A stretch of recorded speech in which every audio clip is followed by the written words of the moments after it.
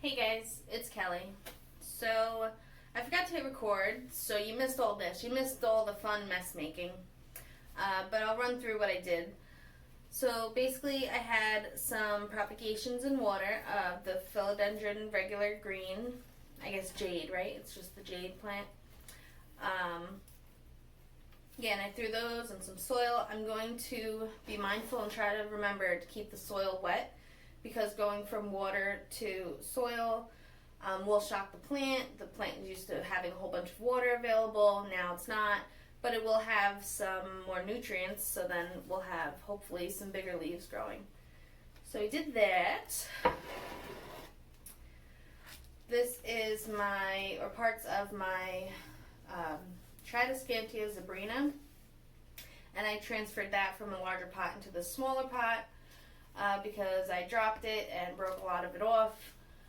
And there was more pot that this plant needed, so I just transferred it to a smaller pot. And we're going to hang that up, and that will grow well. And then for this one, I had 3 of the mini rubber plant trees.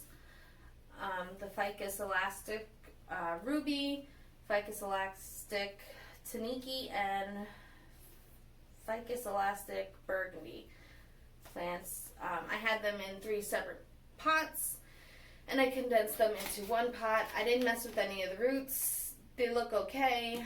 I used some new soil to help give them a little bit more nutrients, and yeah, so hopefully these guys don't go through too much shock and they continue to live and grow. So that's what I did before I realized I didn't record, or I wasn't recording. So next I'm going to do some more combining. Let me make room, I guess, right? Because I'm sure you want to see it. Alright, so I have this Marble Queen Pothos. Move you over here. Move you down here. And I have this little Pearls and Jades Pothos that I found. I think I got this at Home Depot. I feel like I want to say Home Depot. So I'm just going to combine this, put it into here. As you can see, I have a little bald spot right here. I'm going to throw it in on this side. And yeah, combine the plant this way. When I do move, I don't have as many smaller pots to worry about. I just have some more larger pots. What I'm going to do is try to make a little bit of room. And then we're going to squeeze around. I must have got this actually from Lowe's, because the Home Depots near me don't do this. So this came from Lowe's. Alright, good to know. If you care. Anyway, so I'm going to squeeze the bottom and gently start pulling out. And it came out relatively easy, as you can see. Oop. Let's see. So we have roots. They're doing pretty good on this side. There's really no roots on this side, which is why we're dropping a lot of soil. But they look really good here. You can see they're white. They started circling the bottom, but that's okay. So, and then this is the plant. So what I'm going to do is kind of dig around, make a little bit of room on the side, and then just stick it in. And then I'm going to top it off with some new soil. Because if you could see, I'll try to show you. In here, there's a lot of perlite. It floats to the top after a while of, we got some dead leaves in here, but that's okay. So after a while, when you mix in the perlite in the Miracle-Gro or any soil that you use, after a couple of waterings, or a lot of waterings depending on the plant, the perlite eventually floats to the top. That's because the perlite is less dense than soil, and it floats in water. Perlite will float in water. So, yeah. So I'm going to throw some just regular soil on top of this, and hopefully that will be enough. That's also kind of, sorry.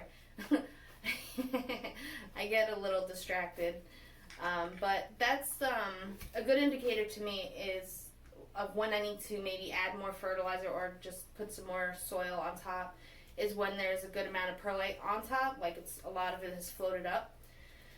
That will indicate to me that the soil is probably out of the nutrients that it came with, basically, and that some more nutrients either through water fertilizing or just top coating it with more soil is needed. So this is what I did, real quick and easy. I'm gonna grab some of the cheap Miracle-Gro because, you know, that's what it is. Try not to make a mess this time. And I'm just going to throw some on top. Check it in there.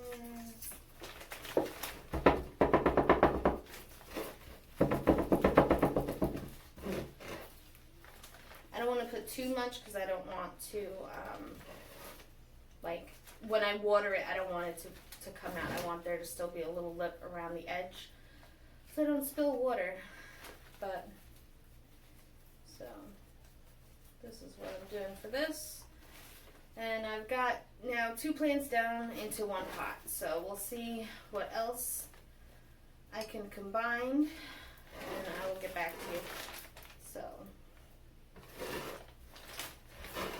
this is like a bald area, but I think if I put a light source more on top, it will pull this plant to grow more this way and fill up this space. So yeah, I'm gonna get rid of some of the dead leaves on this guy, because you know what happens. But yeah. Alright, that's the Pothos condensed, and I'll see you in a little bit with the next plants I'm going to try to condense into 1 pot. Peace out.